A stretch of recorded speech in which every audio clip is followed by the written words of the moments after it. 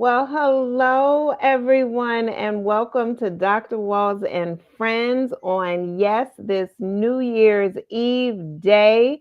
I could not think of a better way to end the year and to set off intentions for the new year. I am joined by Dr. Monique Y. Don't get her confused with another letter. Dr. Monique Y. Wells. And there's just so much in the conversation. I was trying to decide. I said, do I have her on this show? Do I have her on this show? And the more we talked, the more I said, oh no, she's going to be on Dr. Walls and Friends because she's going to be friends to the show because there are so many points of intersection between us and just so many offerings and so much information for you all to now become aware of. So, Dr. Wells, thank you so much for joining us today. It is truly my pleasure and honor. I just can't tell you how happy I am to finish out 2024 with you and Mm, with your followers and fans and whatever else they call them these days. that's right. Friends to the show. Friends to the show. We'll go with that. Yes. And yours Okay. as well. So, and I told you when I met, it's so funny because people always call me Dr. Wells. And then they're like, I'm sorry, Walls. And I just and I'm like, and so when I asked, I said, I finally met the real Dr. Wells. Okay. So let's give people just a little background information about you before we move into all of the amazing and wonderful work that you're doing and things that we want to invite them to experience, hopefully, in their life. So, where are you from? Where did you start out? And then we'll transition into what you're doing now. Okay. So I am originally, excuse me, I am originally from Houston, Texas. I have some water here. Yeah. My goddaughter just left yesterday, and she's from Houston and still lives in Houston. So yes. Okay. All right. H Town. Hmm. So, so I lived in Houston till the age of 16. When I went to the University of Pennsylvania for my undergraduate education, and I got a bachelor's in biology there, and I went directly from Penn undergrad into Penn's vet school. Hmm. I know And people are going like this. Like, how can already this is how our conversation was, y'all. When she started telling me this, it was like, I lived in Houston. I taught in Houston. And she said she went to U of P. I was like, I live in Philadelphia. My brother went to University of Pennsylvania. And then she said she went to veterinary school. I was like, are you kidding me? My father is a veterinarian. Like, how can you go bam, bam, bam? And it was like, thank you, Osiris. Osiris just knew that we needed to meet each other. And within absolutely. what? I mean, we were what, 2 minutes into our conversation? It was not even 5 minutes. I'm not exaggerating, y'all. It was all of these points of intersection. And it was like, I don't know if you've ever read the book God Winks, where it's like these points of intersection where they're divinely orchestrated. I felt Yes. like God was like this, like, Yeah. like make y'all, here it is, it's time. So go ahead. So then you got into veterinary medicine. Yes. So I did undergrad and vet school at Penn in Philadelphia. And then I went on to do a 4-year program at the Ohio State University in veterinary pathobiology. And so Mm. I am a veterinary pathologist and also a toxicologist, veterinary pathology and toxicology. Mm. And I that career brought me to Paris in 1992. I have lived here ever since. So I am 32 years on uh, as a Paris resident, and I am a dual Wow. national. So my husband and Wow. I got dual nationality about 6 years in Mm-hmm. to the time we were living here, and just so much has happened. So my husband was not able to find work in his field. His name is Tom Reeves. He was not able to find work in his field, and he decided to start to do some entrepreneurial things. And there were a few sort of trial and error things. And then he hit upon the idea to do this travel business, which Mm-hmm. at the time we called Discover Paris, Mm-hmm. personalized itineraries for independent travelers. Mm. And we we modeled our business after another business called Insiders Italy, because we took a trip to Italy through this Okay. Insiders Italy business, which was all self-guided, 100%. Hmm. And we were like, whoa, now I am an introvert. You might not be able to tell that, but I am an introvert. And it's just like, do I really want to be with people? Mm-hmm. So it's the perfect thing to just share all of my husband's and my passions about the city of Paris without Mm-hmm. having ever seen anybody. So Mm. we modeled this business and we created self-guided itineraries for people based Interesting. entirely upon their interests. Mm-hmm. When we went to Italy, I had never been to Italy before. We did 3 cities and we told the owner of this business, all we want to do is eat well and live like the locals live. We do not want to go Okay. to any museums. We don't want to go to any Mm-hmm. churches. We just want to just live, and eat. Mm-hmm. And we had the most fantastic trip ever. And I had never Mm-hmm. heard of self-guided itineraries. So Mm-hmm. later, my husband, during one of his iterations of a business before we did the travel business, we were invited to the home of the owner of Insiders Italy. Wow. And yes, and she said, I think you guys should do an Insiders France. Mm. And mind you, my husband he has never said anything about doing any kind of travel business Yes. before, right? And I'm still working full time as a Okay. veterinary pathologist. And Mm-hmm. he says, oh, we're just going to do Insiders Paris. And I said, we are. I said, I don't know anything about this. And he's like, yes. He says, I've been thinking about this ever since we got back from Italy. And you know how much we love Paris and we just investigate every little nook and cranny and Mm-hmm. this. And I think this will be perfect. And so we launched a business called Discover Paris. We didn't call it Insiders Paris. Okay. We called it Discover Paris, personalized itineraries for independent travelers. And that's exactly what it was. Mm-hmm. And so we were not looking to work with groups. We were looking to work with individuals, couples, and maybe small families. Mm-hmm. And we had them fill out a questionnaire, and we created a personalized itinerary from A to Z, Wow. based entirely upon their interests. Okay. Mm-hmm. So, and this was wonderful, and we did that for several years. Now, I'm still working full time Okay. as in the veterinary pathology field. So, Now, I'm just curious, what type of position, if you're allowed to talk about it, because I mhm. talk to some people who can't share things, what position led you to Paris? What type of work? So I was hired to work for a drug company, which at the Oh, time was called Roan Poulenc Rohrer. mm-hmm.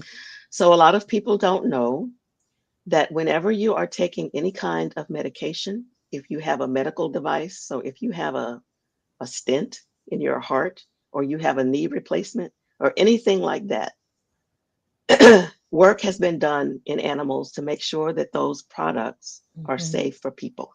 Mm-hmm. Okay. So there's animal testing, and then there is the human trials. Mm-hmm. Sorry, my phone is telling me that someone is texting me.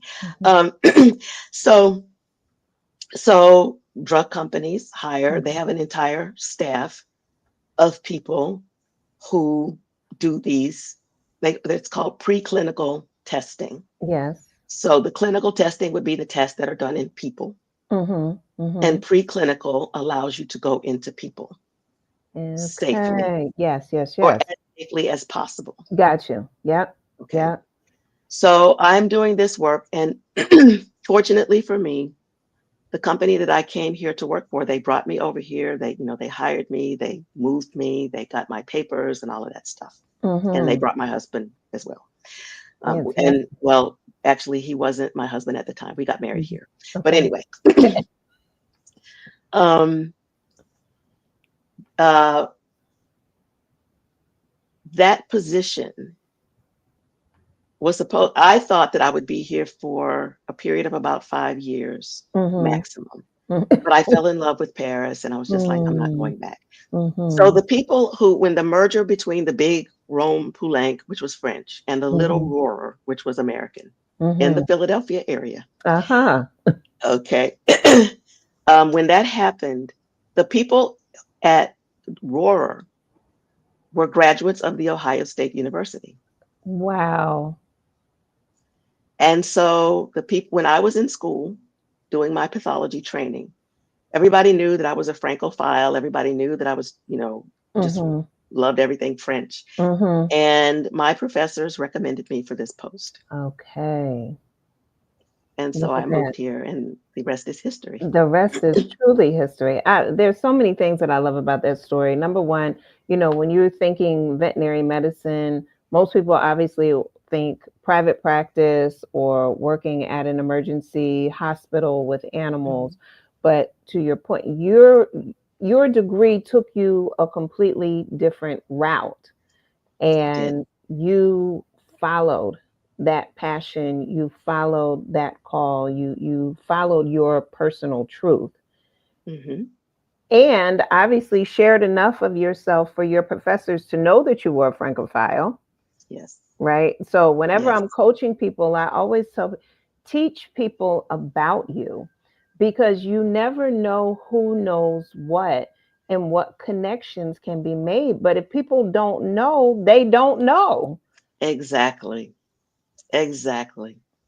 So, Yes, it was beautiful. It was just beautiful. mm-hmm, Um, so we moved here in 1992, mm-hmm, mm-hmm. and this is 2024 going on 2025, and I'm still here, and I have no plans to move back to the United States. That's 32 years later, dual citizenship. Got it. Loud and clear.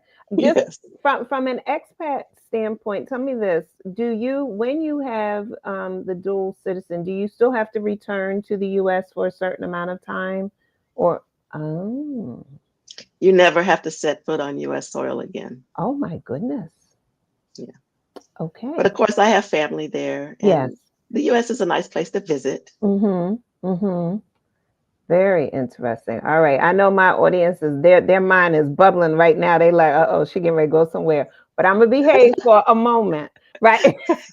And I know we're not gonna get through everything today. All right, let's get back into, so now you all have discovered Paris, Mhm. and how do you get it off the ground and start making this happen for people? So, very interesting. It's like with any startup, you have to tell everybody Mm-hmm. what it is that you're doing. We created a website. We talked about our MO, and we're like, if you are not a person who enjoys being with groups, again, remember, I am an introvert. Mm-hmm. Okay. So it's like there is so much that you can experience without having to have this sort of cattle call type experience when you Yes. travel. Yes. And we wanted to do something very unique. Mm-hmm. And I love to write. Okay. And um, it was checking all the boxes, Mm-hmm. you know. Mm-hmm. So we got started, and we came out of the box with um, I remember our first client. It was I have a lot of beginner's luck. Mm-hmm. Our first client brought a small group of people here that wanted to do, it was a business, and they wanted to do team building. Okay. And so we organized some cooking activities Mm-hmm. for this group. There's nothing like, nothing like being around a stove and an oven and working on a meal that's going to Mm-hmm. bring people together. Mm-hmm. Mm-hmm. And we did that, and we were really, really happy. And then we started to get, inquiries. There was a questionnaire that needed to be filled out. And remember that the internet is present, but it's not the omnipotent Right. Because thing. what year is this when this started? This is 99, 2000. Right. So, I mean, we're right at the precipice. I mean, first of all, the world was supposed to end with Y2K. So, right. And we're partying like it's 1999. So, we got all of that going on in the world. Go ahead. Yes, yes. And people really they had to be thoughtful, and they Mm-hmm. had to have patience, because their vacation was only going to be as good as the information that they gave us Mm-hmm. on this form. Mm-hmm. Okay. So we had some really, really interesting queries. One of my favorites was a woman. It was a family of four. The woman wanted to, she wanted to do photography, and she Mhm. wanted to go to all the best bakeries in Paris Oh, where they had the best baguettes. okay. She had two pre-teenage children that she was bringing, and she wanted them to experience science in Okay. Paris. Okay. Mhm. I mean, how unique can you be Yes. for this? And there was another couple that came, and they were going to come for Christmas. Mhm. Just like it was Christmas was over a weekend, Mhm. and they wanted to see all the bridges in Paris. They were architecture people. Got it. They wanted to see all the bridges, and they wanted to go to the Louvre, not to see the art, but to see the Mhm. building. The structure. Yeah. Yeah. So those were the types of things that we were doing. Okay. Now, as an African American woman, I know that when Black people travel, Mhm. when African Americans travel, I will say, because all Black people are not African American. Mhm. This is one thing that you learn very quickly when you're Mhm. in Paris. Okay, Mhm. so we like to know where Black people are, what they're doing, what they did, you know, do they hang out? Do they all live in the same place? All of Mhm. this stuff. Mhm. And again, I am still working full time as a veterinary pathologist and toxicologist. Mhm. So what I did was wrote 4 just sort of canned self-guided itineraries that spoke to different aspects of the African American presence in Paris, and we could just cut Okay. and paste from those for our clients. And Yes. if that was really all they wanted to do, then we could just give Got them it. the walk. All Mhm. right. So that's how the Black Paris part of our business began. Mhm. And come, we'll say, so the internet is developing and developing, and um, people are becoming more and more used to instantaneous, we'll say instant gratification. Yes. So there was a sort of a watershed moment in time around the time of the Second Gulf War Mhm. when people just really stopped asking for self guided tours. Mm. They would, instead of filling out our questionnaire, they would email us and say, "Can you take us here?" or "Can you take us there?" Okay. Okay. And at the same time as this was happening, more and more and more and more people were asking us about Black Paris, and fewer Mhm. were about any other aspect of Interesting. Paris. Mhm. So when we finally figured out that these were not flukes, we did Mhm. start to do guided walks. Mhm. And because my husband is a white American. Mhm. So I am the person who was doing these guided walks, and I'm still working full time. Mm. So you could only get a guided walk with me on the weekend or during a Mhm. holiday period or something like that. So they were private tours. They were priced accordingly because Mhm. time was at a premium. That's right. And when I stopped working for corporations, so I was working for this drug company, and then I went to work for L'Oreal Cosmetics for a little while, and Mhm. then I started my own consulting firm. Okay. So then I had a lot more. I won't say free time, but I had a lot more flexibility Yes. Yes. with my time. And so I started to do a lot more of these walks. Okay. My husband, he developed one in the Luxembourg Garden because I was not able to do a walk. He developed a walk for a woman, an African American woman who was in town on business and only had a single hour Uh-uh. out of her business schedule, and she wanted to do something about Black Paris. So he said, "Okay, where are you staying?" And she said, "I'm staying across the street from the Luxembourg Garden." And he said, "Okay, I will do a 1 hour tour for you on Mm. Black Paris in the Luxembourg Garden." And he created this tour that has since grown to be our most popular offering. And he Mhm. does a version, which is our quote unquote standard version. And he has expanded that to between 90 minutes and 2 hours. And then I came along after and did a women centric version, which is 2 hours, all Mhm. in the Luxembourg Garden. And Mhm. those walks are part of I think we're up to 15 different walking tours now Oh, wow. on Black Paris. Yes, Wow. yes, Wow. including the larger diaspora. So not Mhm. only about African Americans, but also Afro French and people from the African continent. So one of the things that you mentioned, I've had the luxury of going to Paris I believe one time. Part of me is thinking two, but I definitely know one for sure. Um, and I know y'all gonna laugh at me. The blackest thing I did in Paris was back. It was 1992, and Prince had the Black album out that could only be purchased in Europe. And I searched every street until I could find this 33 of Prince's Black album. I got it. Oh my God. Oh my God. Some little random street, and they were like, "Where you going?" I said, "They only sell this album because right, this is '92, so there's I don't even know if CDs even out yet, but if so, they were still brand new to the world, right? Because that, but this album he only released in Europe."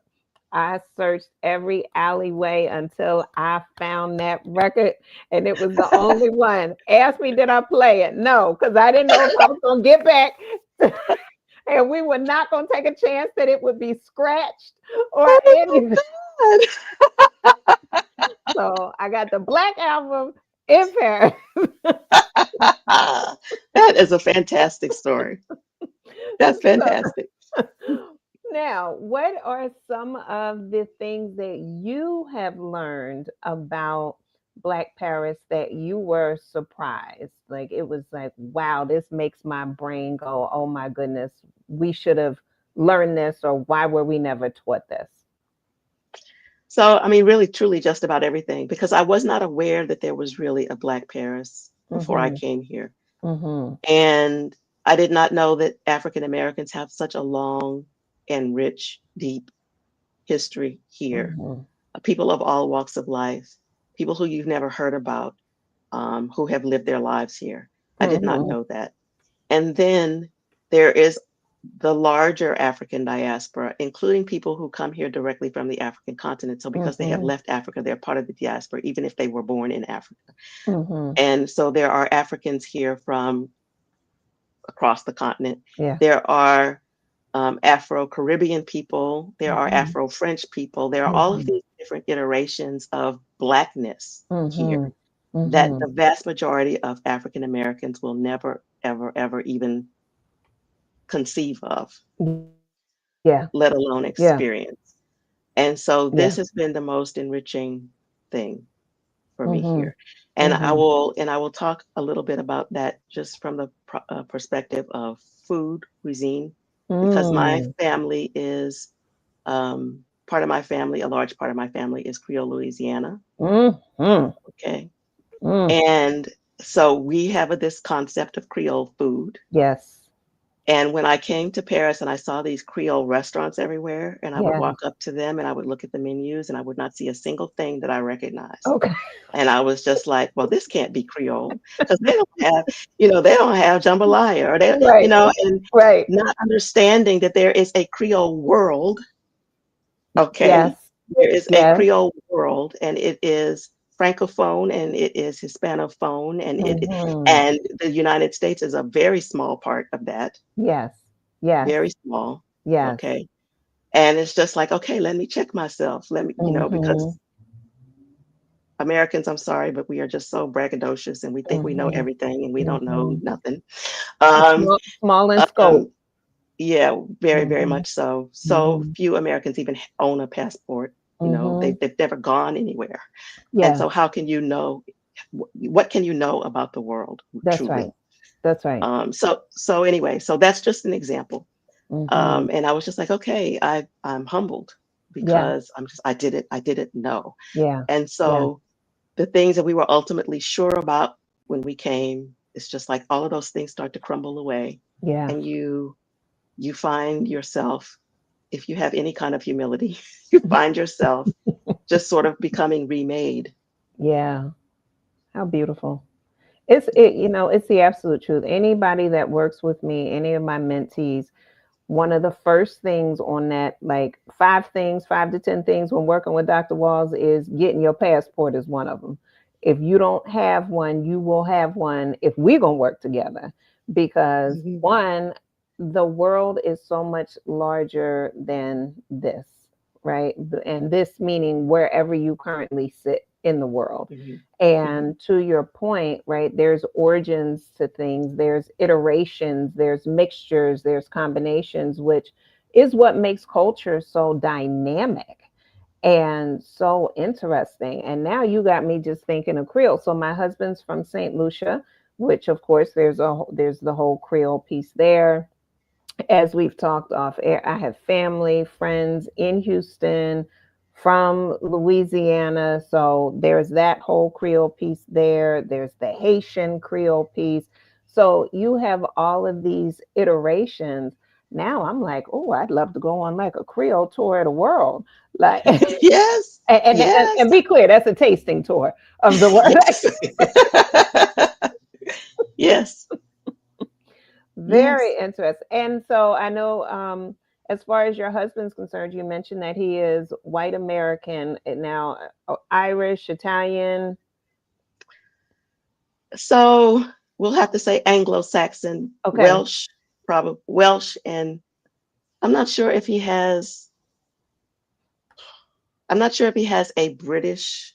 We know Wales, Okay. but we're not sure about the rest. Got you.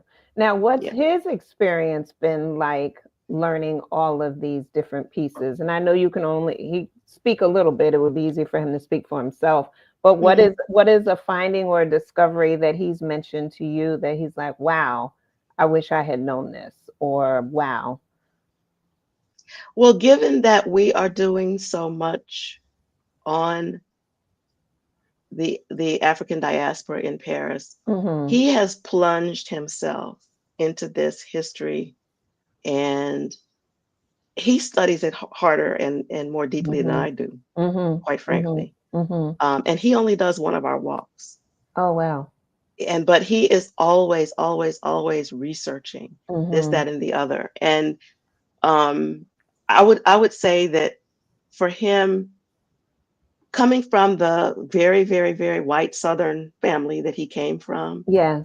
this experience has just exploded Mm-hmm. his viewpoint on Mm-hmm. life in general, Mm-hmm. on politics, on culture. Mm-hmm. Um, and he definitely is like, I will never live in the U.S. again. Wow.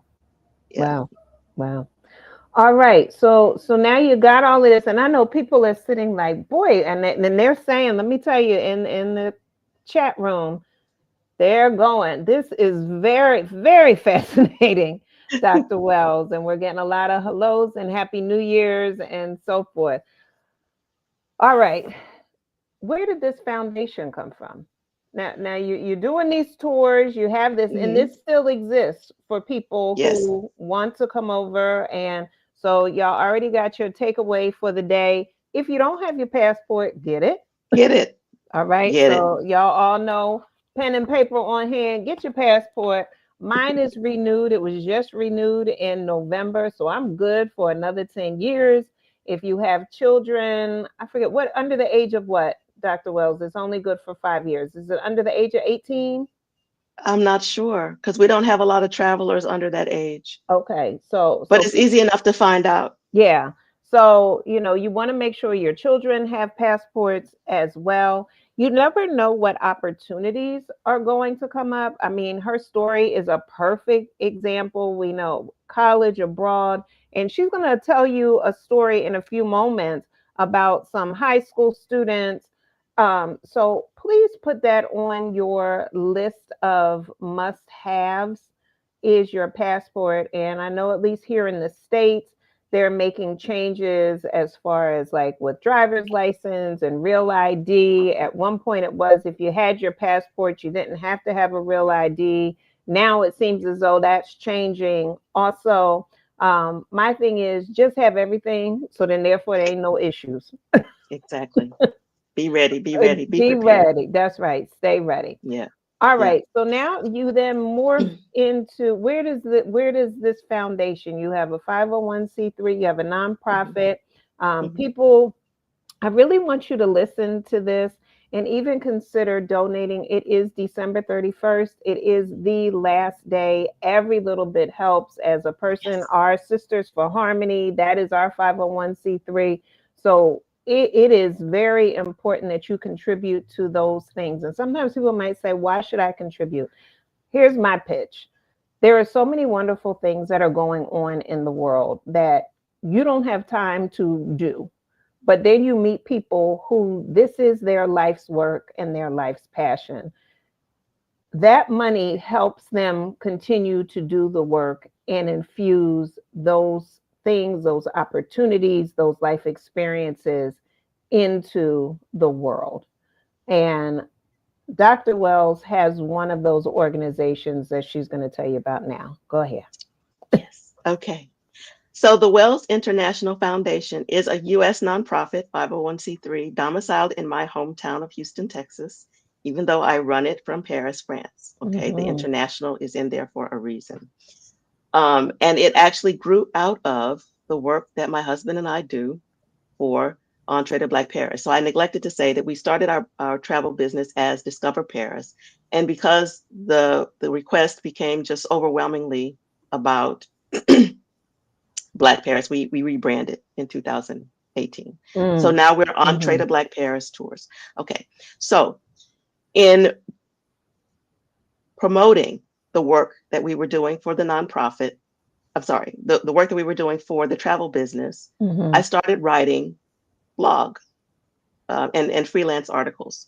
Mm-hmm. And I decided that I would write an article about African American grave sites in and around Paris. What? Yes. I have a friend that loves like cemeteries. So Oh she's gosh. probably Okay. gonna jump We on a have a, we plane and have a come over walk. there. One of our newest walks is in Père Lachaise Cemetery. Oh my goodness. All right. If she Yes. listening, she know you speaking her language now. Go ahead. All right. All right. So in doing this um, article, I Richard Wright. People may know that Richard Wright died in Paris, and Mm-hmm. he was cremated, and his ashes are at Père Lachaise Cemetery. Oh, I didn't know that And part. yes, and so there are other famous famous um, African Americans who are buried in and around Paris. And so I Mm-hmm. started to write this article, and I wanted to include James Baldwin. Mm-hmm. But Baldwin is not buried here, and he's not even buried in the south of France, which is where he died. His body was Hmm. repatriated to New York. But I Oh. knew that he had a mentor named Buford Delaney, Mm-hmm. who was an artist. He was from Knoxville, Tennessee, and he was James Baldwin's first Black mentor. Hmm. And he died in Paris, and he was buried here in a cemetery outside of Paris. And so I knew some people who actually knew him, and I contacted them to ask, well, where can I find the grave of Buford Delaney? Because I'm going to write about him in the context of, these famous Black Mm-hmm. people in Paris. And I was told that he is in a cemetery outside of Paris, and they asked me, is Buford still buried there? Hmm. And I said, well, what do you mean? Is he still buried there? Why Mm-hmm. wouldn't he be? Yeah. And they said, well, don't you know that in France, you do not keep your grave forever? There is a price that has to be paid for a certain number of years. And if that price is not paid every certain number of years, the cemetery has a right to dig you up. What? And Buford had died, yes. And that's exactly, my eyes were like that. My eyebrows were up, and I'm just like, what? And they're like, yes. And he died at this time, it was like 30 years ago. And they're like, he may well not still be there. So can you Wow. find out? So I went out to this cemetery, and I'm asking this question. And I have my little, reporter's hat on. Mm-hmm. And the cemetery people are like, well, who are you? Why are you asking? Um, and I said, well, I'm writing a story. And friends of this man have told me that he is buried here. And they also asked me, which was a surprise to me because I'm an American and I didn't know that this was your custom. Mm-hmm. They asked me if he is still here. And so they were like, well, we really don't have to tell you very much because you're not family, Mm-hmm. Mm-hmm. but we will tell you that he is still in the ground. Mm-hmm. And I said, well, can you tell me when the concession, they call it a concession, it's like a lease. Okay. When will it turn over? Yes. And they were like, well, he's scheduled to be exhumed this year. Now, Wow. now this is September, mind you, when I'm going out there. Oh my goodness. And so, yes. And they wouldn't tell me the exact date because I'm not Uh-huh. family. Uh-huh. Okay. Uh-huh. So then I go out to the division, This is a Mm-hmm. magnificent, it's a huge cemetery, magnificent divisions where the tombs are just over the top. And then there are Mm-hmm. several divisions where it just looks like they're half empty and weedy and everything. Well, Buford Mm-hmm. was in one of those. Oh. So I get there and I'm like, oh my God, he's in here. Mm-hmm. And there's row numbers and there are tomb numbers, but Mm. is no signage to tell you what row is what. Oh, goodness. Okay. So I'm just like, I get there and honestly, my heart is in my throat because I'm like, he's in one of these Mm-hmm. ill kempt, and I don't know what to do. I don't know where to begin. Yes. And it looked like the division was half empty because most people could not even afford to place a stone. Mm-hmm. And nobody had told me that Buford did not have a stone. Mm-hmm. Okay. So I'm just like, oh my God. And the weeds are like up to my knees. And I'm just like, I am never going to find it. So there were Mm-hmm. guards walking by. And I asked them, I said, here are the coordinates of this grave. Could you please help me? And independently, they walked off. So it was the second row. They were like, well, here's row one, madame. So he's Mm-hmm. in row two. And then they independently walked off the tomb spaces. Again, half of them are like, it looks like nobody's there. Mm-hmm. And they Mm-hmm. independently came to a space where there was this little ceramic flower arrangement. And they independently said, this is it. So I Wow. took pictures and I sent them back to Buford's friends. This Mm-hmm. was like three friends, a guy who was in the UK and two friends in the US. And I said, this is the space that they told me. And they were like, oh, that flower arrangement is still there. So I'm like, okay, so this is really the Mm-hmm. space. They Mm-hmm. didn't mess it up. Mm-hmm. And I told them that he was going to be dug up that year. And they were like, well, can you save the grave? Can we pay the money? Mm. So, long story short, um, their stories infused me with caring about this man. So he was no longer just a person who I was going to write about. He was a Mm-hmm. person. He was truly a Mm-hmm. person who I had anecdotes about and this and that. And Mm-hmm. I began to be personally concerned that he not be dug up. Yeah. Yeah. And so I was able to organize things with the cemetery system. The friends sent me the money and I paid the money and they kept the grave intact. And then they were so happy that they wanted to place a stone. Mm-hmm. So I started a French nonprofit to raise the money to place a stone at that Okay. grave, a French nonprofit. And we Gotcha. were able to raise that money in about 6 months. And we placed the stone the following fall. And the Wow. US Embassy hosted a reception for us. And Mm-hmm. so then I was just like, okay, I'm done. Mm-hmm. And no, Buford said, no, you're not done. So I continued to write about him and I continued to try to find ways to make his legacy known. He is an absolutely brilliant painter and Mm. his work is in major museums in the United States and in France. Wow. Um, and truly, he is somebody to be reckoned with in the art Mm-hmm. world. Mm-hmm. Um, and I thought, I don't know, so what can I do? What can I do? The French nonprofit was able to get two plaques installed in his neighborhood in Montparnasse to honor him. And still, that wasn't enough. And I felt like I needed to do an art exhibition in Mm-hmm. order to just do him justice. Yeah. And for that, I said, I need a US nonprofit because I need to raise US dollars for this. Mm-hmm. Mm-hmm. And so I founded the Wells International Foundation. Our birthday is October 1st, 2015, with Mm-hmm. the intent to do an art exhibition. Mm-hmm. And when I founded the nonprofit, I decided, my nonprofit coach said, well, you may as well just pour all of your personal and professional passions into the nonprofit. Mm-hmm. So that's how we came up with the Wells International Foundation and 6 strategic focus areas, the first of which was the arts. But we also do STEAM education. So that's science, Mm-hmm. technology, engineering, arts, and math, for those of you who don't Mm-hmm. know. There is literacy, there is women's empowerment, there is travel and study abroad, and Mm-hmm. then there is preclinical safety training and mentoring in developing nations. And that speaks to my veterinary pathology and toxicology. Mm-hmm. So Let me when we pause were you one talking, moment because there was the question. So Deirdre, she just got you. She said, one, okay. how can one partner or support the foundation's efforts?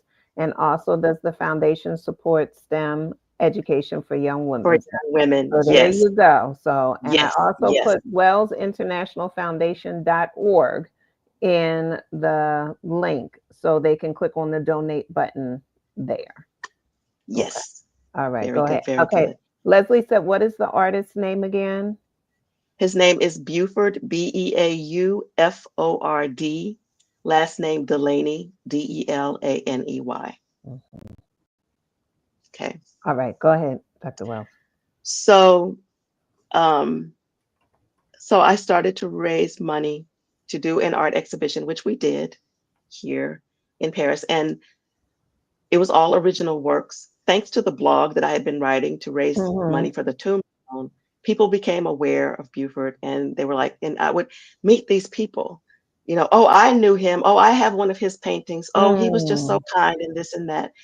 And so by the time I was ready to do the exhibition, we were actually able to get 40 plus original works of his Wow. and show them. And Wow. people came from the United States to see this show, including 11 people from his hometown of Knoxville. Mm. And I was able to take them on a walking tour. So going back to Entree to Black Paris, I Mm-hmm. took them on the Buford Delaney's Montparnasse walking tour, and I showed them the two plaques. Mm-hmm. And one of the women actually cried, and she was like, Buford Delaney his name is on the wall in Paris, and the Knoxville, Tennessee's name is on the wall in Paris, and we have nothing for Oh, Buford in Knoxville. wow. And Wow. since that time, they have really stepped up their game, and Knoxville is always celebrating Buford Delaney. There's not enough time to Mm. talk about all of that, but Mm. suffice it to say that they do have a marker now. The Mm-hmm. museum went from 3 pieces of work to over 50. Oh my Um, goodness. yes, there's all kinds of things happening around Buford and Knoxville, thanks to, and I can honestly say, not bragging or anything, but it was the work that we did here that Yeah. caused that to happen. Yeah. And with regard to just travel and study abroad in and of itself, that is one of our strategic focus areas. And it is because Buford was a person who traveled. He moved to Paris in Mm-hmm. 1953 and he lived the last 26 years of his life here. Mm-hmm. Um, and he traveled around Europe when he was here. He Mm-hmm. is a story. His story of travel is one that I hope to bring to Knoxville youth to encourage them to Mm-hmm. travel. Okay. And study abroad since Discover Paris began. We have been working with study abroad groups.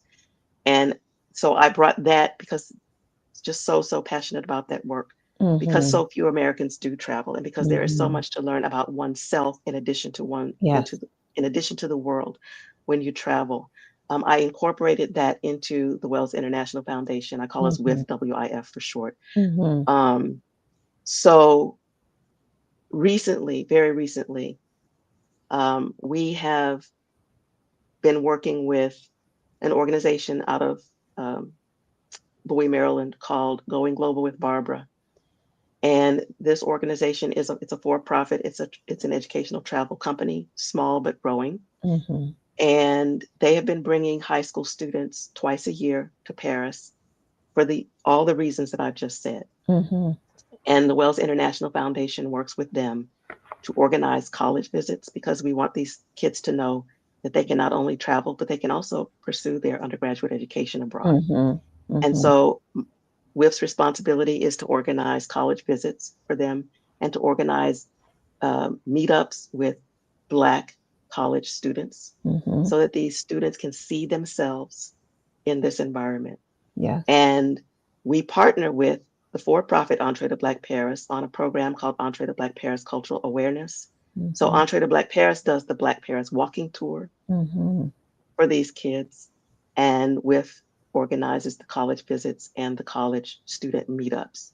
And this has been phenomenally successful for the past 3 years. We just finished our sixth excursion with Going Global. Mm-hmm. Look, Yes, I know my yes, audience yes. is like, what are you doing clapping? Y'all know, y'all know I've been holding on these from Delaney, from Buford to everything that she talked about. I'm like, I don't want to interrupt the story, but I can't take it anymore. Yes, yes, yes. We so and the interesting thing is, so WIF has a strategic focus area in women's empowerment, and we definitely are promoting the advancement of women in all of the areas that I have talked about.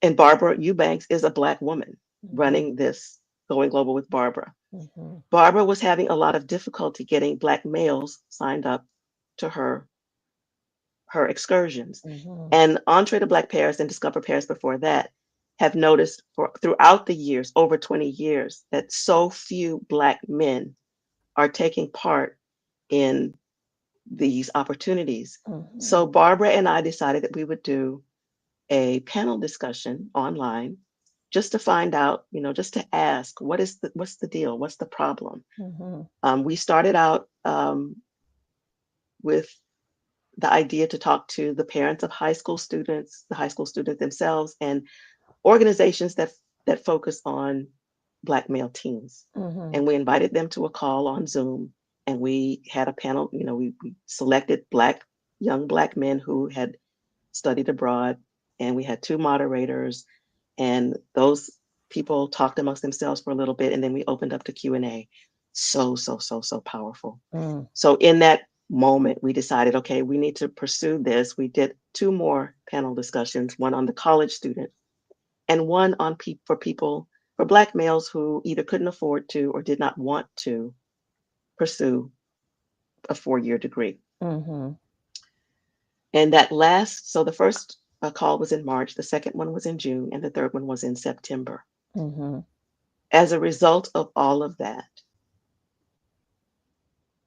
we were able to work with Philadelphia schools, high schools, Philadelphia community schools to be exact, Mhm. to take a group of students from Philadelphia to Newark Liberty International Airport. One of WIF's board members works for United Airlines, and he is the hub communications director there, and he is a native Philadelphia. Mhm. So he was So like, y'all okay. remember in the beginning, if you missed the first part of the show, you gotta go back.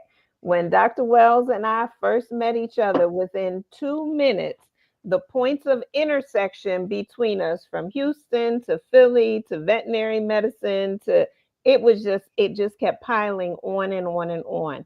And then we're about 45 minutes into the call at this point. We're thinking like we're gonna have like a 30-minute, like, oh, it's nice to meet you, bop, bop, bop. No, 45 minutes in, and she's like, yeah. And then there's this part, and we got kids from Philly. Out of the entire world, how did y'all end up with children from Philly with this organization that's based in Baltimore? Here you are in Paris. And and when I tell you, it was just divine. Just all of the connections have been completely divine. So if you have not listened to the first part of this interview, I encourage you to go back and listen.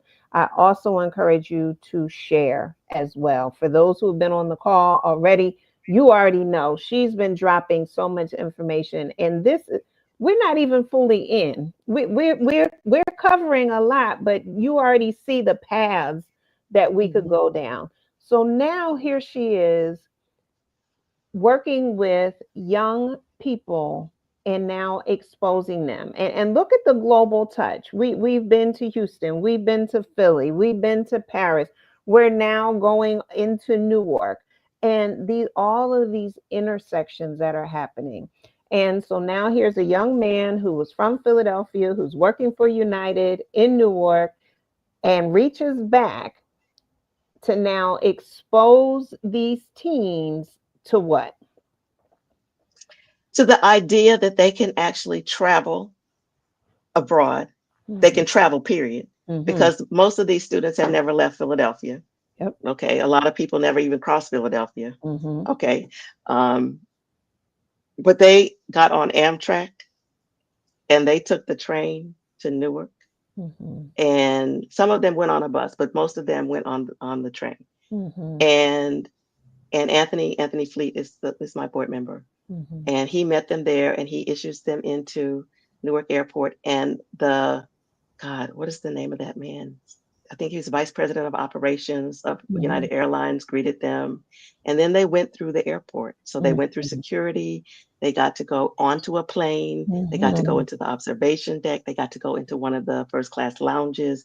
This is Mhm. all to show these kids, and they got to meet a lot of United personnel. Yes. So, so this is to show these kids that yes, you can do this.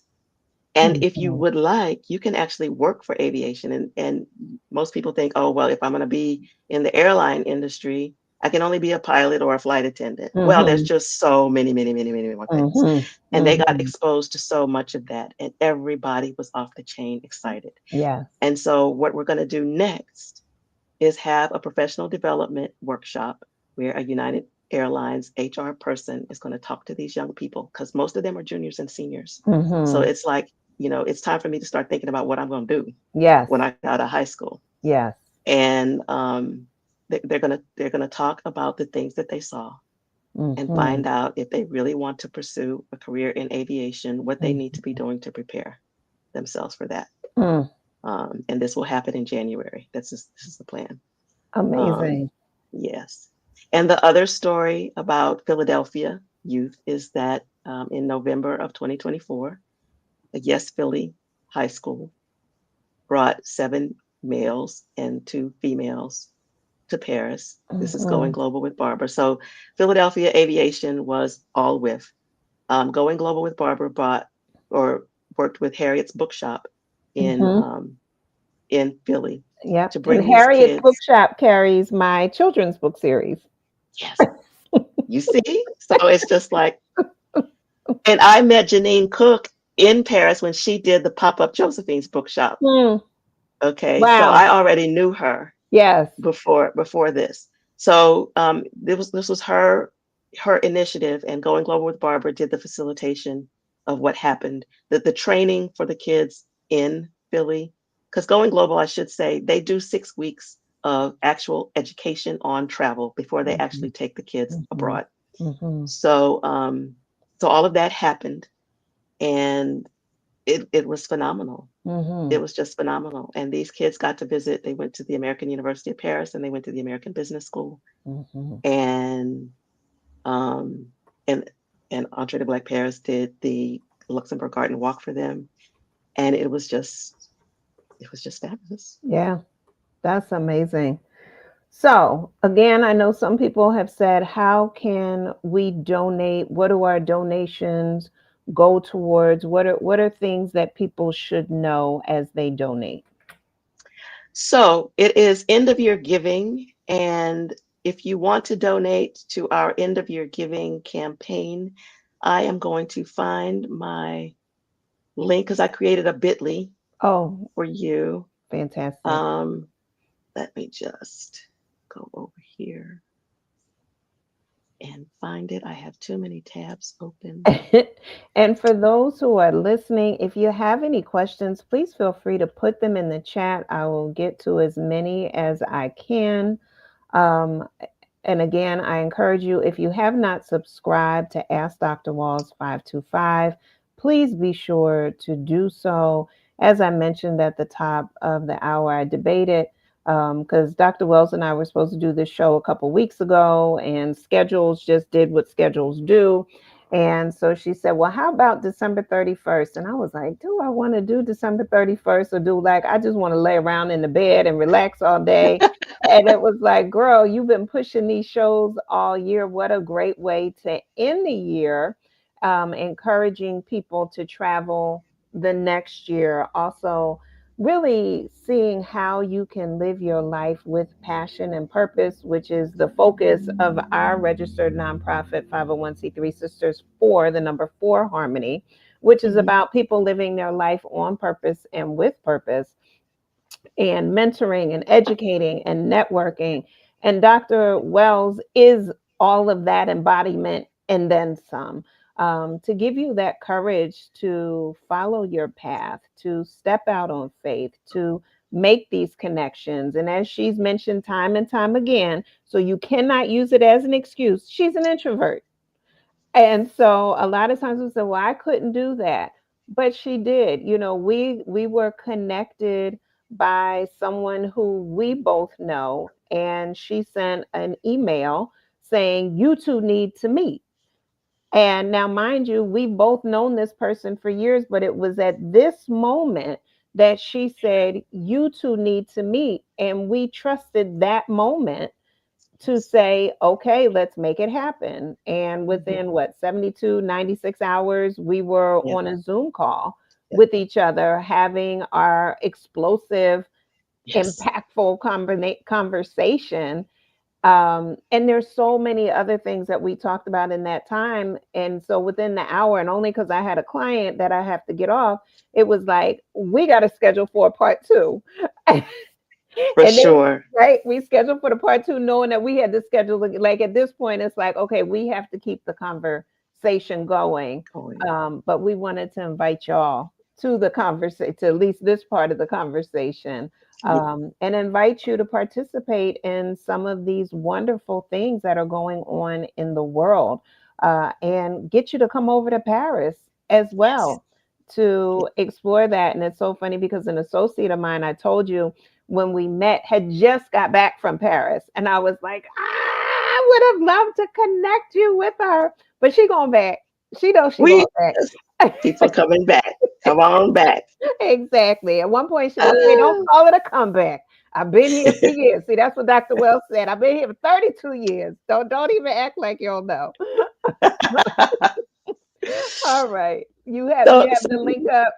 here's here's the link. I'm gonna say it a couple of times. So Okay. it's bit.ly Okay. bit.ly. .ly / Yes. and the back end is give to with today, and that's capital GIVE, the number two, Okay. capital W, capital I, capital F, Mm-hmm. as in Frank, the Yes. number two, small Okay. DAY. Got it. And is it .com dot? Nope, it's just Oh, bit.ly okay. / capital G, small I, small V, small E, Okay. number two, capital W, capital I, capital F, number two, Okay. small d, small a, small y. Okay. Let me see if I can get that. Got you. All right, y'all. I'm gonna put it in the chat. She told no tales. That's exactly what it is. All right. And it's in the chat too. And then what I'll do is I will add that to the write up also. So for people who are watching the replay and so forth, you can go on and click that in the chat. All right. So go ahead. So what else? What else do people need to know? Um, just that we mix and match our strategic focus areas whenever we can. Mm-hmm. So um, we have a program called the Youth Veterinarian Initiative, which Mm-hmm. combines our STEAM education and our literacy initiatives. Mm-hmm. We have a women's group called the L Cubed Alliance. Mm-hmm. L cubed is L to the third power, and the three L's are lifestyle, legacy, and leading by example. And this is a program for women leaders. And we are getting ready to embark on a year of activities that we're calling the L Cubed Alliance Experience, Mm-hmm. where we're going to be talking about being your authentic self in business. So if you're interested in that, please let me know because we're going to have our introductory call on January 27th, 2025. Mm-hmm. And And how should they let you know? they can write to me at wells@wells internationalfoundation.org.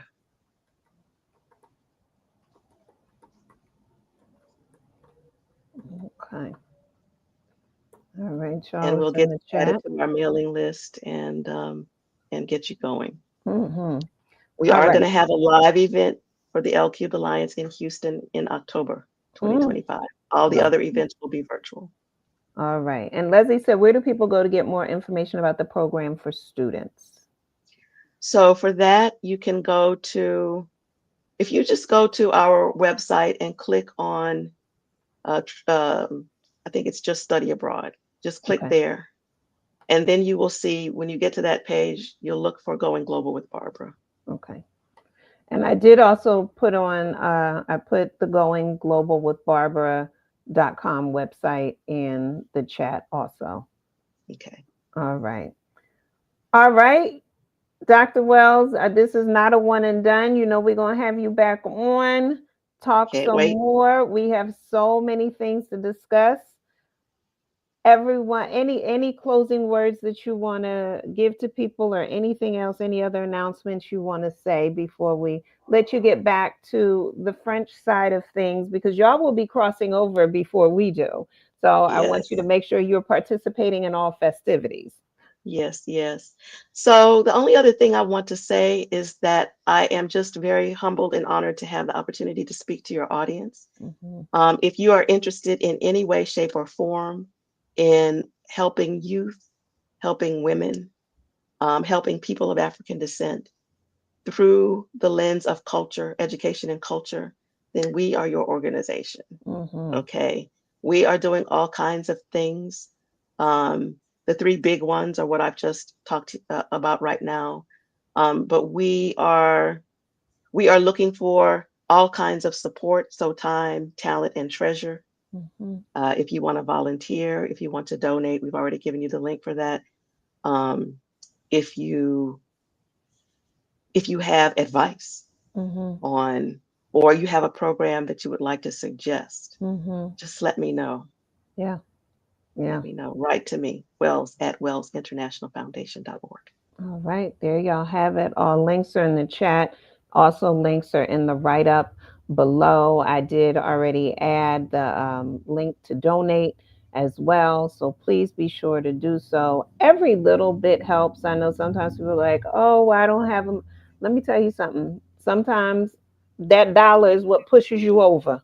So Exactly. every No little bit donation is too helps. small. That's right. That not at all. Leslie already said she can't wait for part two. Look, she All right. All right. exactly, exactly. Y'all might see me with a beret and a baguette. You better watch out. Holding my Prince album. Look,